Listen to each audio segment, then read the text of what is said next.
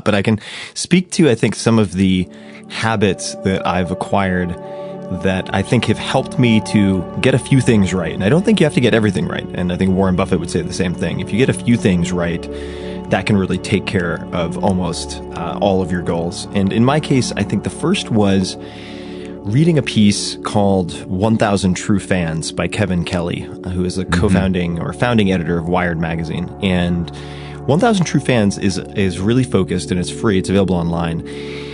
It's focused on identifying who your 1,000 ideal customers or users are. And once you figure out who they are, where they live, what they read, what they eat, where they go, what they watch, etc., you can address them very, very effectively in a customized way and in a very cost-effective way. And I did that, for instance, with the 4-Hour Workweek. When I wrote that, I identified that my core audience that I wanted to go after, the first 1,000 people, were tech-savvy 20 to 35-year-old males living in San Francisco and New York City who read tech publications. And that gave me immediate clarity and focus in a way that allowed me to, say, pick events like South by Southwest and so on in Austin, which allowed me to instigate that tipping point. So I'd say that's the very first thing. And when you do that, it also gives you the clarity to say no to 1,000 things. And whether you're looking at Steve Jobs or Warren Buffett, they all emphasize the importance of saying no to 99 out of 100 things. And you can only do that, though, if you have clarity of purpose, and you get that by deciding on your 1,000 true fans.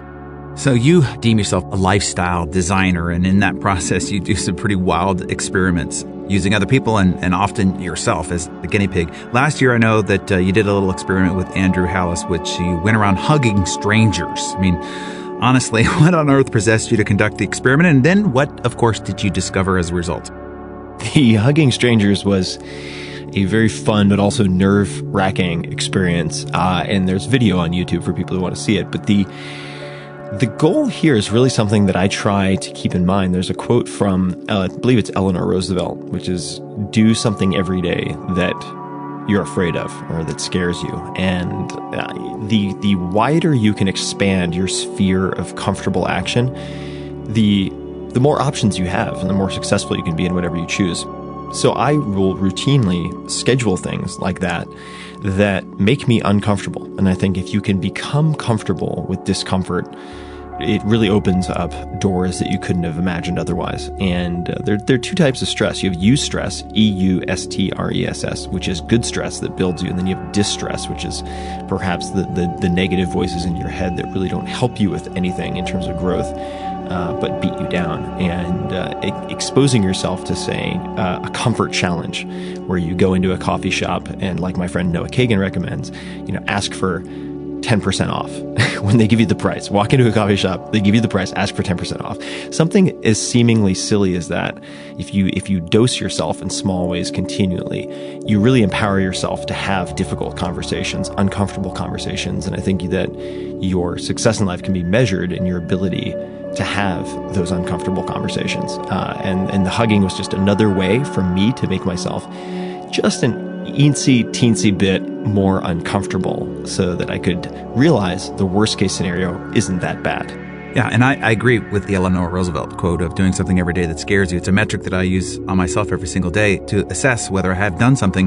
The hugging is a little bit more intense than what Mark Zuckerberg does, which is to wear a tie all year or even to learn Mandarin. So I appreciate the audacity of it. So most of what you do is test these theories and ideas as part of your life designing process, like this hugging thing we just talked about. Tell us about the most outrageous thing that you have subjected yourself to test a theory. Oh, there are a lot of those. I would say two that come to mind. The first is outsourcing all of my dating. At one point, I did this because a friend of mine, I was having a dispute with a friend of mine, and he said, look, I know you talk about outsourcing. That's all BS. I don't need to send Excel spreadsheets to India to have someone work on computation for me or my accounting. He's like, what can I use outsourcing for? And I said, you can use outsourcing or delegating for anything. Anything you can do, just about, except for your superpower, your unique skill, you should be delegating or eliminating. And he said, I don't believe it. And I said, well, look, why don't you tell me what you think I can't delegate or outsource? I'll do it. And if I'm able to do it, you have to get me a case of wine. And his mom worked at a winery, so he agreed to it. And he said, dating. I want to see you try to figure out matchmaking. And so what I did is I created a project on Elance at the time. They've been bought by Odesk now. And I set it up like a real business project. And I hired teams in Jamaica, in Manila, Canada, all over the world, who were each assigned a dating site. And each of them had a profile to work with. And they couldn't pretend to be me. That was one of the criteria or the conditions. They had to message people and say, this is Venkatesh writing on behalf of Mr. Tim Ferriss. And I gave them exactly the type of woman I was looking for. And they had 2 days to book coffee dates up and down one main street. And then they would get performance bonuses for the number of dates that they booked. And had somewhere between 20 and 30 coffee dates in less than 48 hours, just going up and down this one main street from coffee shop to coffee shop to coffee shop, and ended up with a long-term girlfriend out of it. And the whole experiment cost me about $300, including all the bonuses and so on. And I looked back on, as I think many men in particular will, and at all of the just thousands of hours of wasted time and money trying to date or meet women or meet a significant other really ineffectively. And so I found it very enlightening and also depressing that it was so easy to go about doing it with outsourcing. And there were some hiccups along the way. I had my outsourced teams mix up a couple of names, which created a very awkward situation.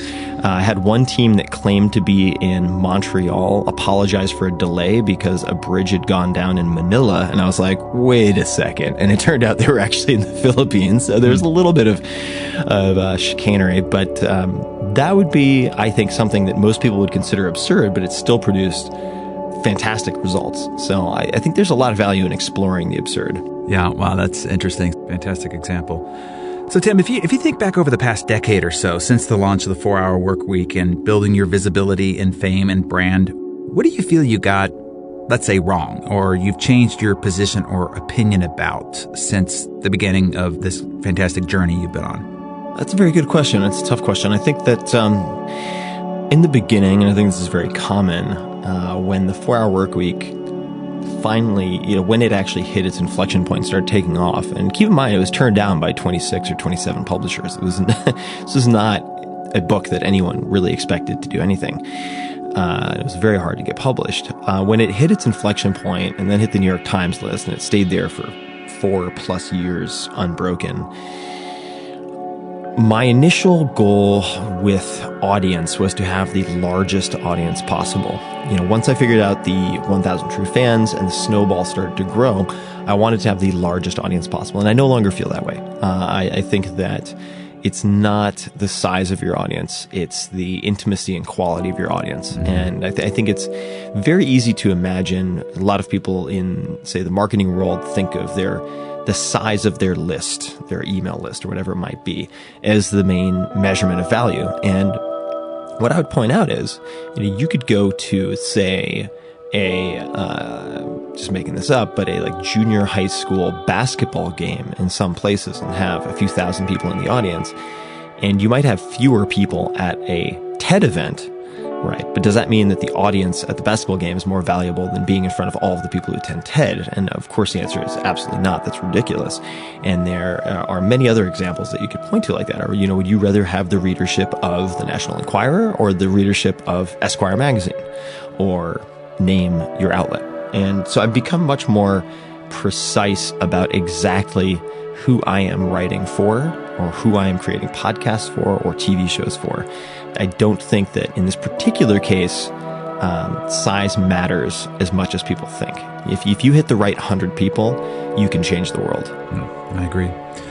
So I'm curious about your thoughts on your brand. I mentioned to a friend of mine that I was going to be speaking with you today, and he said, "Who's that?" And I said, "Have you ever heard of the 4-Hour Work Week?" And he's like, "Oh yeah, the 4-hour guy." So when you hear your name and people think, "Oh, he's the 4-hour work guy," talk about being branded like that. Is it something that you expected or wanted, or is it something that you work at being more than that branding on a daily basis? How has this worked out for you?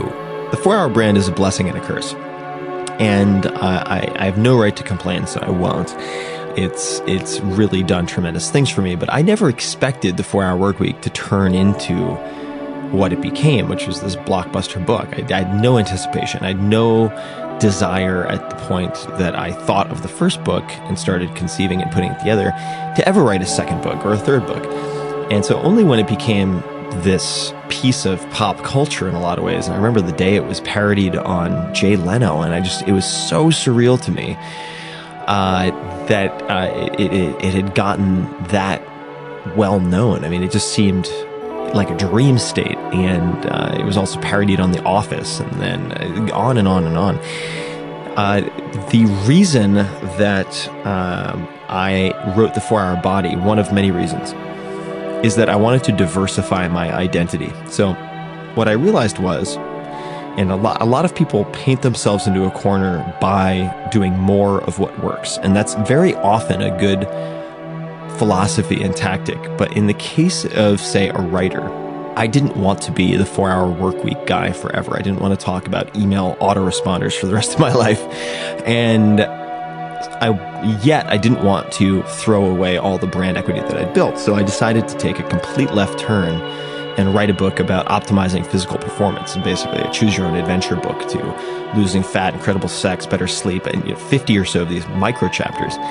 And my feeling was, and the strategy was, to test this, and if it worked, I would automatically have diversified my identity so that I'm not as pigeonholed. I would have maintained the 4-hour brand so it'd still be more valuable, and that would open up many, many options for me. And I wouldn't feel trapped in sort of a stage persona of the business or lifestyle guy. And on the flip side, I very often ask myself, and I know Richard Branson does the same thing, what's the worst that can happen? What is really the worst case scenario? And trying to cap the downside. And the downside is very easy to quantify. If the second book flopped, I could always go back and simply say, I tried to take that left turn, didn't quite work. Now I'm going to write the 4-hour work week revisited, the 4-hour work week expanded edition, the 4-hour work week, the 3-hour work week, the 2-hour work week, whatever the hell I wanted to do related to the business stuff. That option didn't go away just because I explored a new direction. Speaking of a new direction and a bit of a left turn, your last book was The 4-Hour Chef. So we know you're not necessarily a chef, and it's really not necessarily a cookbook either. Explain the premise of the book and kind of what you were tackling to put that book together, and what people might expect if they pick it up, and how it's done. The 4-Hour Chef was perhaps the most unusual book that I've written thus far, and it was part of a master plan of sorts, meaning Ben Franklin, right along with Richard Feynman, is one of my dream attendees. If I could invite 3 people to dinner, he would be one of them, certainly. Just a fascinating case of entrepreneurship and diplomacy, and someone who is a polymath. And he's, of course, known for many things, but including the early to bed, early to rise makes a man healthy, wealthy, and wise. And the healthy, wealthy, and wise trifecta was something that I had in mind to try to cover with my first 3 books. So you have wealthy 4-hour work week, healthy 4-hour body, and then wise was intended to be my exploration of accelerated learning, which I've done massive tests on for language acquisition, sports acquisition, anything acquisition for decades now. And I studied neuroscience and then language acquisition at Princeton in my undergrad years, and have spent an incredible amount of time on this, but hadn't written a book about it. So the question was, how do you make learning sexy? Because people think learning, they associate it with perhaps bad experiences at school. And the way you do that is through stories and self-experimentation. So I decided to take a skill that I had tried and failed at many times, and that was learning to cook, and to use the story of me learning to cook with tons of sidebars on surfing and memory competitions and all sorts of cool stuff for people who don't care about cooking, to use that as a Trojan horse or a vehicle for making people 10x what they were in terms of learning capacity. I just wanted to create world-class learning machines, and that was the goal of the book. And I think it does it in a very graphic, illustration and photograph-rich way that is very different from the first 2 books. But the common threads of how do you apply an 80-20 analysis to, say, get to top 5% in the world in a skill within 6 months. How do you do that? How do you break down a skill? And they're very, very concrete ways to go about doing that, questions you ask yourself. And once again, it comes back to kind of testing assumptions. If somebody says if you want to learn how to swim, you need to do A, B, C, D, and E in that order, then you ask questions like, well, what if I did them in reverse? What if you had to remove half of those steps? I know it's impossible, so you say, but if you had to, which steps would you remove? And so on and so forth. And it's just a handful of 5 to 10 questions that can really make you very quickly double your learning speed. And it's not everything incredible has to be difficult. I think this is an important thing. That doesn't mean that everything incredible is easy to accomplish, but not everything that seems incredible has to be difficult. I like that. So, Tim, you say it's possible for anyone to become world-class at just about anything in 6 months or less, which of course goes against the Malcolm Gladwell of 10,000 hours idea of mastery. And maybe those aren't the same point, and you can explain it to us. But explain how we can all be world-class at the skills that we need or want to learn. What does it take? So let me provide some context, and then I'll explain what it takes. The first is the 10,000 hour rule is really the 10,000 hour theory, and there are just too many counterexamples for me to accept that as a valid theory for most things. I've spent my entire career seeking out anomalies and exceptions to that. So I've just seen too many exceptions for me to really buy it. And there's some great examples. If you want to learn to play the guitar, Google Axis of Awesome. And I think it's called the 3-chord song. And they show how you can learn 3 or 4 chords and play almost every pop song you've ever heard in your life. It's a really hilarious and enlightening demonstration. Or you could look at someone like Barry Ross, who's a coach from Los Angeles, who predictably and repeatedly produces world and national champion track and field athletes. And he does it by training the deadlift. And he makes his athletes incredibly strong. And so there are 120, 130 pound girls, high school girls, who can deadlift 400 plus pounds for repetitions. And one is inclined to say, well, there's no way I could do that. Those are mutants. And I tested it on myself, and I added more than 100 pounds to my deadlift in about 8 weeks. It was completely insane. So the first step, I would say, is just the belief that your job is to not look for the average approach, not to look for the most common approach, but to look for the anomalies. And by anomalies, ideally, you're looking for, and you can do this on Google very easily, is look for controversial trainers. Look for athletes who are good at something who shouldn't be. For instance, Paralympic athletes who have to swim without legs. Fantastic way to study swimming. And in fact, that's one of the things I did when I was looking at total immersion, because whenever I was forced to use kickboards in training, I would get exhausted, I wouldn't move, and I'd get very frustrated and embarrassed, and I'd leave and I'd quit. So I asked myself, what if I had to learn to swim without kicking? And these what if questions are very powerful, and you can pose these to teachers. So for instance, I'll give people a very quick and dirty way to tackle sports. Let's just say the sport is in the Olympics. Search silver medalist, then the type of sport, or you could search Olympic medalist, the sport, and then your city or a city nearby. And try to find a silver medalist who did not get the limelight exposure that a gold medalist did, so they'll be easier to reach. And try to have a Skype session with them where you ask them about their chosen sport and training and so on. And there are a handful of questions that are really, really powerful. First is, who is really good at this sport who shouldn't be? In other words, they're not built for it. So if they're an ultra endurance runner, I want to find the really big fat guy who finishes 50 or 100 mile races. Who's that person? And the reason I ask that is because you'll find a skill set and training that this person uses to overcome mediocre genetics. You don't want to just look for the Michael Phelps who have these completely alien-like physiques that you can't replicate. You need a skill set, a toolkit that you can replicate. And then second, and then I'll let us move on and we can dig if you'd like, is asking them something absurd like, I've never finished a 5K, but I want to run a marathon. If you had to train me for a marathon in 12 weeks and you had $1 million on the line, I know it's impossible, but how would you do it? And you get some very interesting responses. The truth comes out when you start to compress timelines like that. So those would be a few approaches. And of course, I go into a lot of depth in the 4-Hour Chef and the TV show, The Tim Ferriss Experiment. If you don't want to read a 600-page book, then 21 minutes per episode will get you a pretty good handful of these tactics and tools too.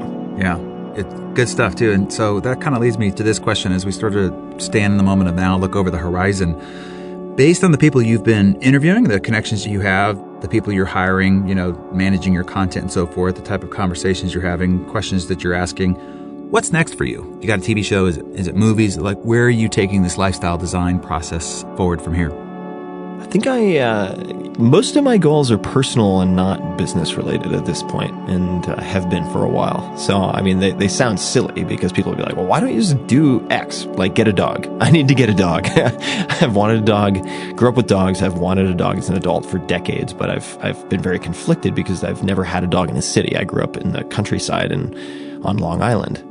And so there are personal goals like that, but I very rarely, and this is a controversial perspective, but it works for me. I do not have 5 or 10-year professional goals. I have say 3 to 6 month experiments. So I had this TV show just came out. Did it with the team that filmed and edits all of Anthony Bourdain's stuff. It's super cinematic, super gritty. And I don't know what doors that's going to open or not. So if I had a reliable 5-year plan, if you think about it, if I had a 5-year plan I thought I could realistically achieve, I would have to aim so far below my maximum potential, kind of my red line point, that I'd be selling myself short. Does that make sense? Yeah, no, absolutely. So I do these short-term experiments, and I have no idea what door will open. So if I end up talking to an amazing director and screenwriter and they say, we want to take your first book and adapt it and turn it into a feature film, I could absolutely see myself doing that. On the other hand, if someone approaches me and they say, we think your skill, we saw your TV show, and we want you to work with Rangers and Navy SEALs on language acquisition, I could see spending time on that. And I don't chase, this is another thing that might be helpful for people, I don't chase what makes me happy, because happiness is a very fleeting emotional state that can be bought with a bottle of wine or other things. It's very nebulous. It's a term that's overused a lot. And so I seek out and chase the things that excite me. And if you chase the things that excite you, excitement is, for me, kind of the cure-all. It takes care of so many other things. It's the lead domino, so to speak. Mm-hmm. It's like that's the one thing that if you knock it over, it basically takes care of just about everything else. I do think the 5-year goals are so 20th century, and with today's hyper-flexing dynamic world and what's possible, we don't even know what 5 years looks like from today. But the answer to this question has become common. I remember when I interviewed Pete Cashmore of Mashable, I asked him what his goals were, and he said, all I'm trying to do is get better today than I was yesterday and set myself up today to be better tomorrow than I am today. And it's been a common answer to a lot of the hyperachievers is if I had set a goal to be where I'm at right now, I certainly would have underperformed my current position. So the one thing that is seemingly encouraged, though, by those that are achievement-minded is to have, 12-week goals. Like you have an annual goal, you got a direction you're pointing your life towards, and then really focusing on like what's happening the next 12 weeks, because that's the span of time that you can really head down and get focused on, choose your priorities, stay clear and clean with, and it's a time horizon that's realistic that the world will be somewhat similar 12 weeks down the line. No, definitely. And I'll give one more piece of advice also for people who feel overwhelmed, perhaps with choices, options, distractions. And that is a commencement speech by Neil Gaiman, who's an incredible writer, one of my favorites. Neil Gaiman, Gaiman. And it's called Make Good Art. And the Make Good Art speech is right up there with the Stanford commencement address by Steve Jobs. Those are two of my favorite videos to watch and rewatch. So those, I think, can also help really give folks the ability to take a 30,000-foot view at what they're doing, as opposed to just being stuck in the weeds in a reactive mode, which is very easy to do. And we all end up there sometimes. Before I ask my last question, this is more of a selfish question, but I think it's important for all great leaders, because I think the way you get to great answers is to ask great questions. And like you, I'm in the interview business. And so you've been developing and refining your interviewing skills. What is the question that draws Peter Thiel, because it's a variant on a question that he asks people before he hires them or invests in their companies. But I think and this is a variation on how he phrases it, but what is something you believe that other people think is crazy? I think that's an extremely powerful question. And most top performers I've bumped into on some level have a handful of beliefs that most of the world, not necessarily all, but most of the world thinks is entirely insane. And that I find to be a useful question. So I can't resist to turn the question back on you then for our listeners to pull out of the head of Tim Ferriss. What is a belief that you have that other people would think is crazy? There are many. Let's see. I believe this. One amazing blog post or one amazing video, one amazing audio interview can completely change your life. And I say that from experience because I had the experience of putting a lot of time into one blog post called From Geek to Freak, how I gained, I think it's 34 pounds of muscle in 1 month.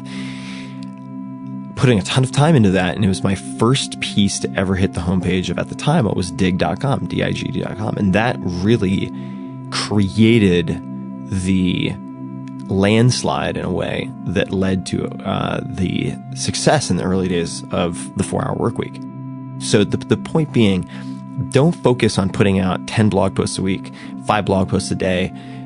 The volume game is a race to the bottom. Focus on putting out incredibly good stuff. And if you just get one of those right, it could change your life. So wrapping up here, last question for you today, Tim. Since we've been talking a lot about learning and accelerating learning, I think the perfect question to wrap up our discussion here on is, tell us the one thing you hope that we learned from you and your experiences through this interview. What do you hope people take away from their time and maybe even reading further about your story in the pages of Success Magazine as well? What I hope people take away is, let's make it a short list. Number one, you're the average of the 5 people you associate with most. Financially, emotionally, physically, you have to choose those people very carefully. And then secondly, whenever people tell you you should do something, or you believe in your head you should do something, you can't do something, ask yourself, what are my self-imposed limitations and what can I challenge? What have I given up on is perhaps the best way to start. What are dreams I've given up on?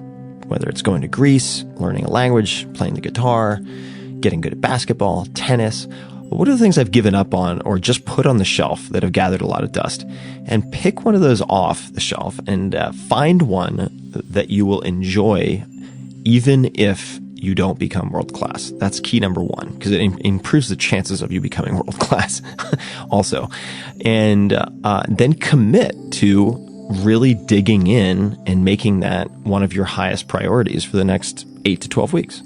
And I would encourage you also to build in some accountability, some type of reward or punishment that encourages you to keep your promises to yourself. And you can use sites like coach.me, which allows you to find sort of accountability partners.